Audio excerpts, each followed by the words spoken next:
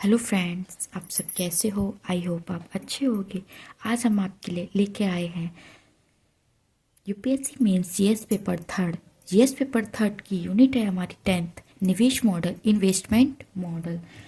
आज हम अपने पाठ्यक्रम पुस्तक में देखते हैं कि हमारा यूनिट कहाँ पर है। हमारी ये है पाठ्यक्रम पुस्तक, जिससे हमें topic wise unit wise note समझ में आते हैं। हमारी यूनिट है 10th, निवेश मॉडल। जो मैंने इसमें कवर कर लिया है उसमें मैंने हाइलाइटर से कर दिया है। अब हम बात करते हैं अपने प्रीवियस ईयर क्वेश्चन पे, जो हमें एक ये बताते हैं कि हमारे लिए ये टॉपिक कितना इम्पोर्टेंट है। बुनियादी ढांचेगत परियोजनाओं में सार्वजनिक निजी साझेदारी, पीपीएम की आवश्यकता क्यों है, भारत में रेलवे स्टेशन के पुनर्विकास में पीपीएम मॉडल की भूमिका परीक्षण कीजिए। ये 2025 में आए क्वेश्चन जो हमारे लिए बहुत इम्पोर्टेंट है।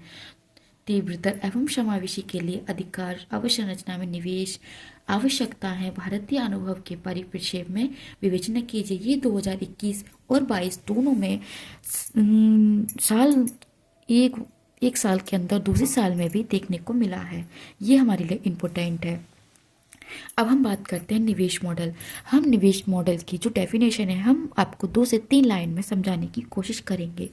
यदि आने वाले 4 से 5 वर्षों में भारत की 5 ट्रिलियन जीडीपी का लक्ष्य हासिल करना है तो अर्थव्यवस्था के सभी क्षेत्रों में आधारभूत ढांचे आदि में सार्वजनिक व निजी निवेश अति आवश्यक है। मतलब इतने ट्रिलियन जीडीपी हासिल कर लेते हैं तो निवेश मॉडल को अति आवश्यक कर देते हैं।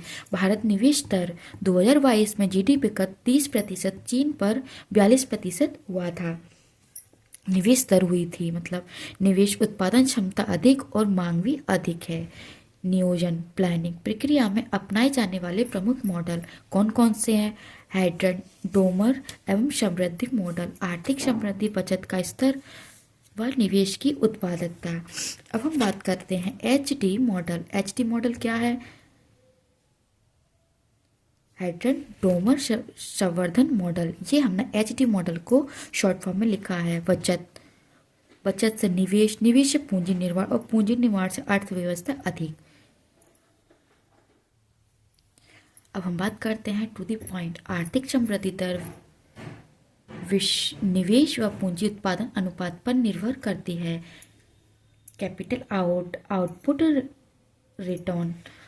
इस मॉडल को भारत की प्रथम पंचवर्षीय योजना में अपनाया गया था। आज भी हमारे राजकोष एवं नैतिक नीतियों में बचत दर व निवेश की महत्व दिया जाता है। क्योंकि ये मॉडल विकसित राष्ट्र हेतु बनाए गए थे, इसलिए अल्प विकसित व विकासशील राष्ट्रों हेतु अपने राष्ट्र उतना व्यवहारिक नजर नहीं आता, क्योंकि विकासशील देशों की अर्थव्यवस्था में बड़ा भाग असंगठ व अनौपचारिक क्षेत्र में आता है। ये पूंजी निवेश अनुपात की गणना मुश्किल है। मतलब ये निवेश मॉडल विकसित राष्ट्र बनाने हेतु जो बनाए गए हैं उनको अल्प विकसित व विकसितशील राष्ट्र हेतु उतना व्यवहारिक नजर नहीं आता है, क्योंकि विकासशील देशों की जो अर्थव्यवस्था बड़े भागों में असंगठित होती है।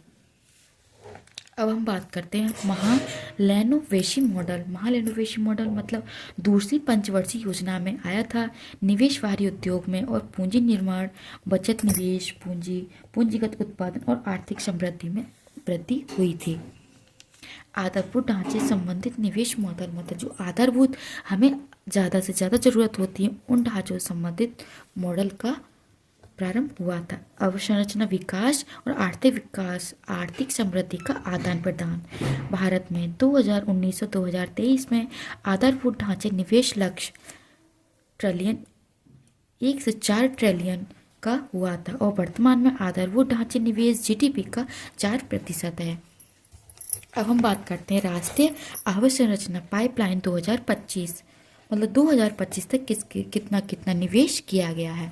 अब हम बात करते हैं निवेश मॉडल। 10 लाख करोड़ की जो राष्ट्रीय अवसंरचना पाइपलाइन की निवेश किया गया था। सामाजिक आर्थिक ढांचे पर निवेश, और अब हम बात करते हैं आधारभूत संरचना। आधारभूत संरचना जैसे कि आर्थिक आधारभूत संरचना और सामाजिक आधारभूत संरचना है, हम दोनों के बारे में बात करते हैं। आर्थिक कौन कौन सी, जैसे कि सड़क, रेलवे, वायु, जल परिवहन, सप्लाई चेन, ऊर्जा, इंटरनेट एवं लॉजिस्टिक।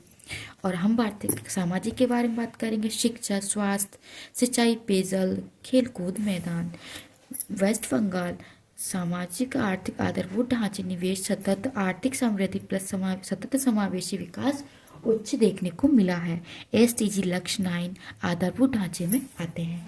सार्वजनिक निजी भागीदारी PPM मॉडल। आर्थिक सर्वेक्षण 2018 से 19 में प्रतिवर्ष आधारभूत ढांचे हेतु 20 बिलियन से अधिक की आवश्यकता है, इसलिए निजी निवेश की भूमिका बढ़ी जाती है।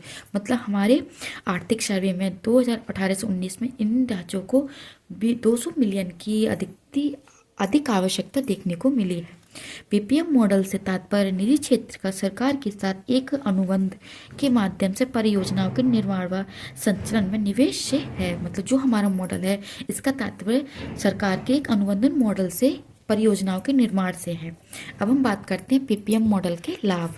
PPM मॉडल के क्या क्या लाभ हैं? सरकार पर राजकोषीय दबाव कम, निजी क्षेत्र की प्रबंधन दक्षता व लाभ, उच्च प्रौद्योगिकी, निवेश संकट की समस्या व छुटकारे, लागत व संसाधनों की बचत, परियोजनाओं समय पर पूरी नहीं, सार्वजनिक वित्त पर दबाव कम और लोक कल्याणकारी कार्यों में अधिक खर्च देखने को मिलता है। ये हमारे कुछ लाभ हैं जो हमें टू द पॉइंट देखने को मिले हैं।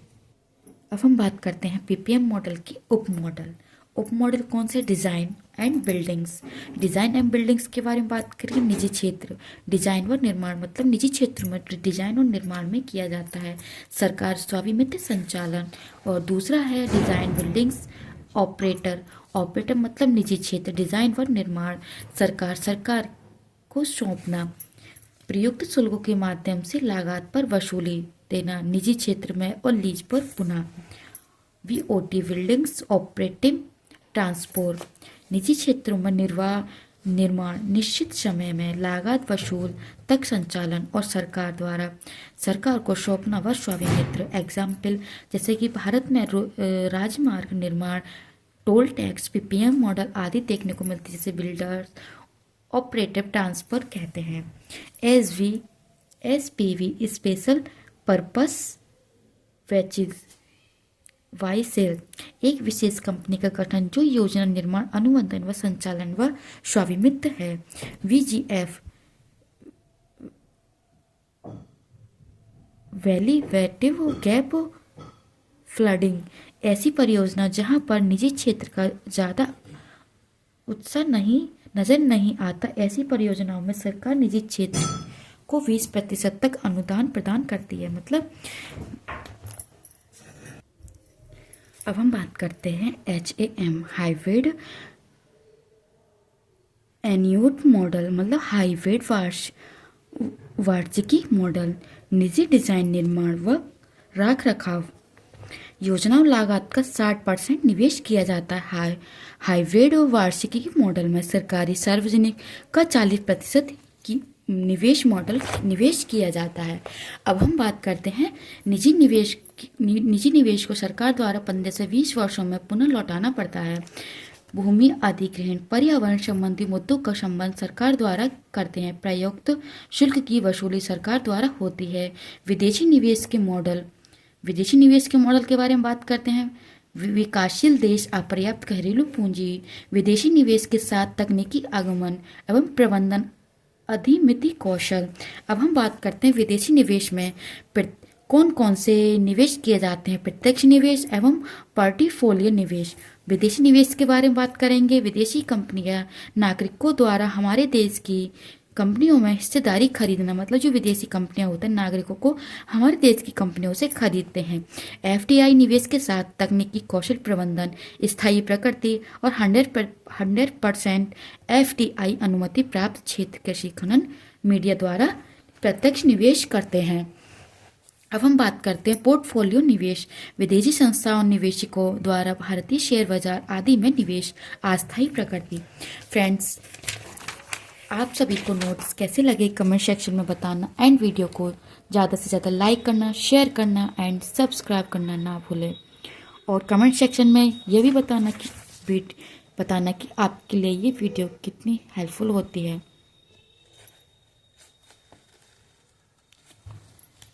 फ्रेंड्स, अगर कोई गलती होती है तो उसके लिए मैं माफ़ी चाहती हूँ। और मैंने आपके लिए टू द पॉइंट क्लियर किए हैं जो आपके मेंस के पेपर के लिए मोस्ट इम्पोर्टेंट हैं, जिससे आप टू द पॉइंट अपना सिलेबस कवर कर सकते हैं और शॉर्ट फॉर्म में अपने नोट्स बना सकते हैं। And friends, thank you. Video को लाइक करना, शेयर करना एंड सब्सक्राइब करना ना भूलें।